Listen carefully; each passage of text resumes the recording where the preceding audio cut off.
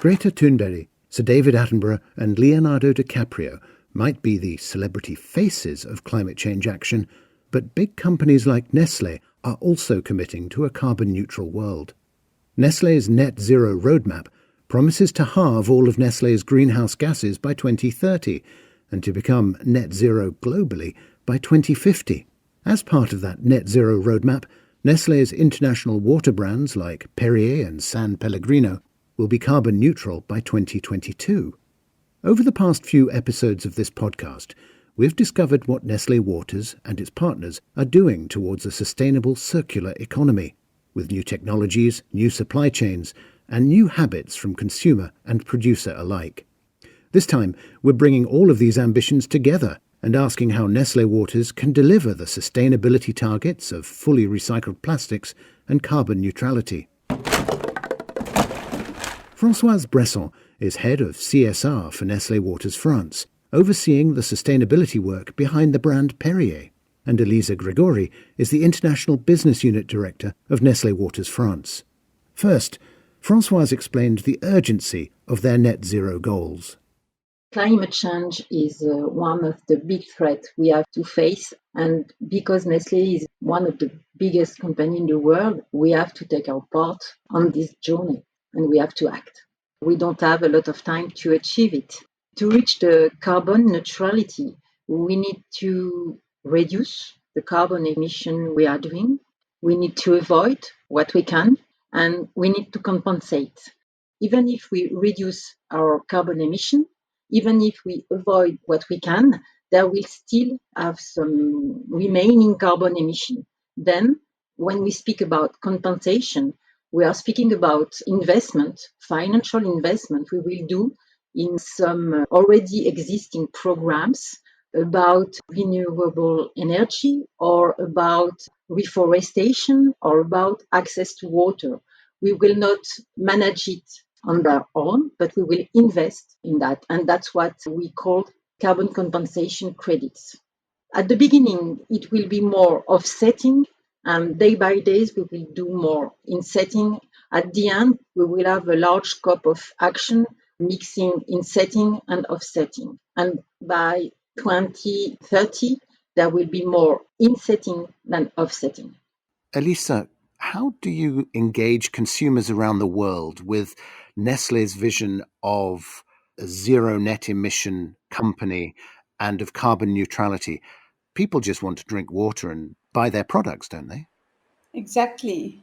At the same time, at Perrier, we have always been driven by what we call an extreme thirst for life, which forms the cornerstone of our communication. And I like to think that this has a lot to deal with carbon neutrality, fighting global warming, inspiring us to address what we believe is one of the biggest challenges of our societies. We are basically rejuvenating our historical signature, de l'eau, de l'air, la vie, and using this signature, in fact, to communicate to consumers our willingness to build a more sustainable world, pledging, of course, to safeguard the quality of our water, of our air, and also of life itself. To take care of nature and of water is part of this brand of Perrier DNA since more than 150 years. And how do you get the practical solutions across to the consumer of what Nestlé Waters is doing? To achieve this goal, as Françoise said, we're going to do a lot of initiatives to reduce and minimize our carbon emissions across our entire value chain. So the thing will come to life and will be visible to consumer eyes thanks to, of course, our packaging. But all the time, we also link it to very concrete actions that we are doing towards this big ambition on carbon neutrality. I think it will come to life quite nicely with this kind of dual approach of creativity and at the same time, very concrete actions and concrete examples. And by the way, we are already doing that. And we are on air with a digital campaign in our key main markets, France, Canada, and US, and other markets are going to follow. You mentioned international markets. Perrier is a French mineral water. You have to export it around the world. How does that transportation need square with a desire to reach carbon neutrality? Transportation is a big problem. What we're trying to do to reinvent our transportation, it's quite remarkable. One of the project gives you a little bit of the sense of how fundamentally we are rethinking the way we do business. A project on rail transportation that came to life in 2018, and it's about a 90% electric train that link our factory in Vergès to the port where our product leaves to reach US and Canada. And this is, like shifting a lot of truck transportation into electric train transportation. This is equal to 27,000 trucks per year. And it was a huge investment. This is now our new way of approaching transport of our product overseas. For Perrier, the big part of the transportation is overseas. And now we need to have partnership to improve this part of the carbon emission roadmap because we can't do it alone. We need to involve also shipping companies because the revolution of the transportation overseas will come from them. And we need to elaborate with them a specific strategy to decrease impact on the environment with their ships. And it's big investment. We need to have a clear vision of what they want to do and how we can help them to realize it. And it's just the beginning of the journey, but you have to know that all the stakeholders have the same motivation to address and to tackle this crucial issue. Françoise, beyond the transportation need, turning to the need to recycle and reuse plastic bottles, how do you see what Perrier and Vittel and other Nestlé Waters brands have done? How do you see that as managing to fully achieve that circular economy? When we are speaking about reduction, packaging is one of the most important parts of carbon emission for a company. Actually, it represents around 55% of our emissions and of our company's carbon footprint. Huge efforts should be done to limit its impact on the environment. We are acting on 4 pillars: collection, integration of recycled plastics, circularity, and innovation. We have a very major commitment in our group to collect for recycling as many bottles as we produce worldwide by 2030. That's a very ambitious objective, and it's key to reach and to decrease the carbon emission of our value chain. Secondly, we can speak also about the integration of recycled plastic in our packaging. The commitment we have is to reach 50% of air purity globally by 2025. And that's the minimum because, for example, for Vittel, we have already some formats with 100% of recycled PET. And we need to push this kind of innovation to the consumer because it's really important. On one hand, you will limit the use of petrol, developing circularity by using bottle-to-bottle technology. And on the other hand, with 1 ton of RPET, you will save 2 tons CO2 equivalent, and it will represent a huge amount of savings. And last but not least, we have to invest in packaging innovation. That's also key. And in France, we have the Loop project. It's a very good example of circularity.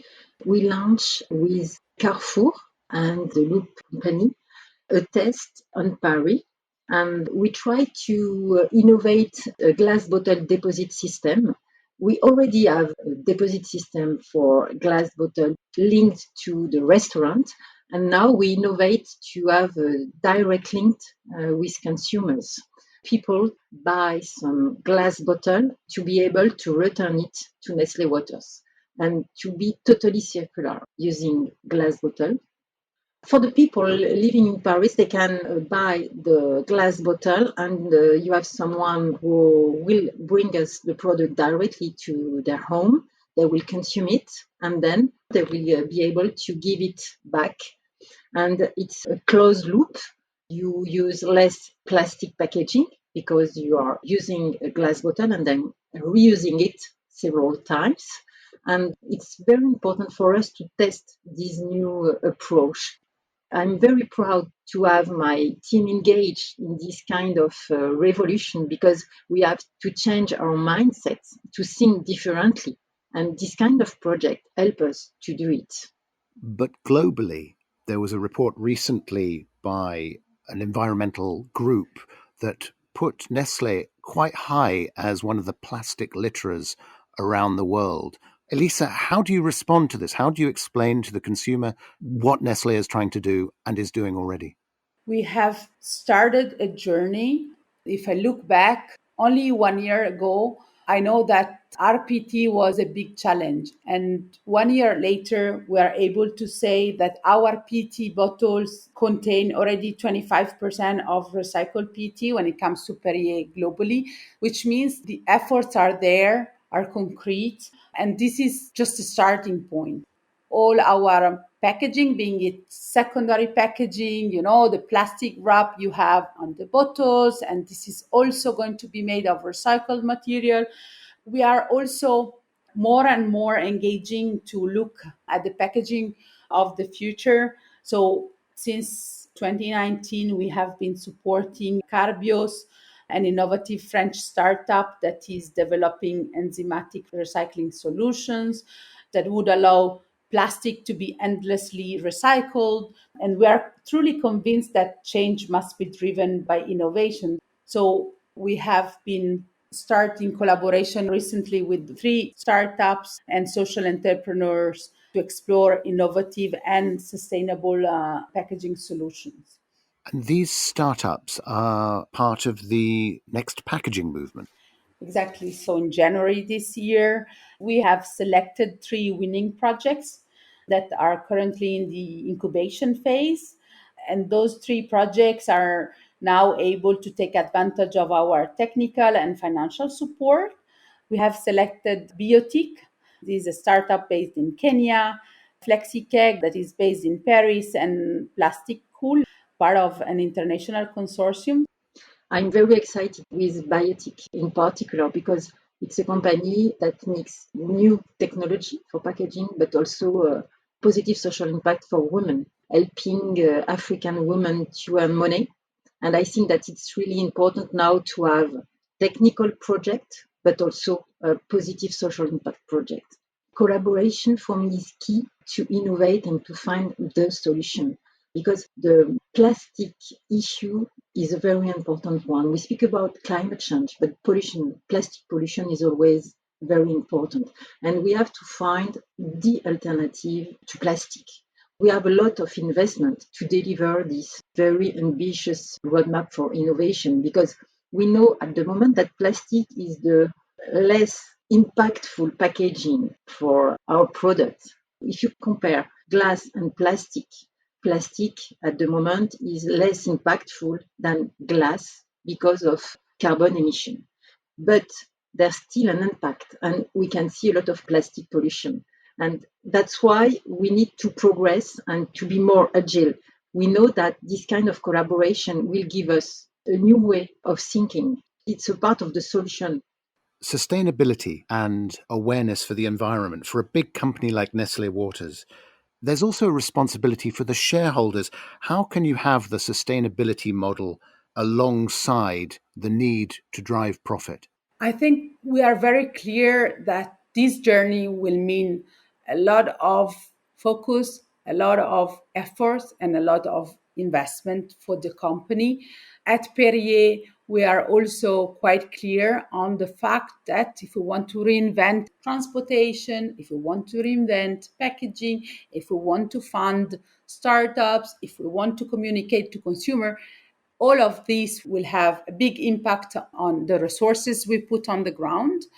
And it's crucial that this is not coming as an external kind of investment, but this is fully embedded so that when we are going to do investment in the factory, we do those investments in the light of the transformation towards sustainability, having in mind a more sustainable impact on the planet.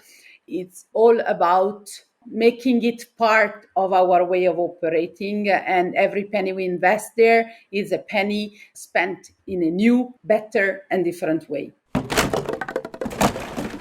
Elisa Gregori and Françoise Bresson, explaining how Nestlé Waters and Perrier are investing for the future. To find out more about what Nestlé Waters is doing for the circular economy and about the NetZero roadmap, go to nestléwaters.com.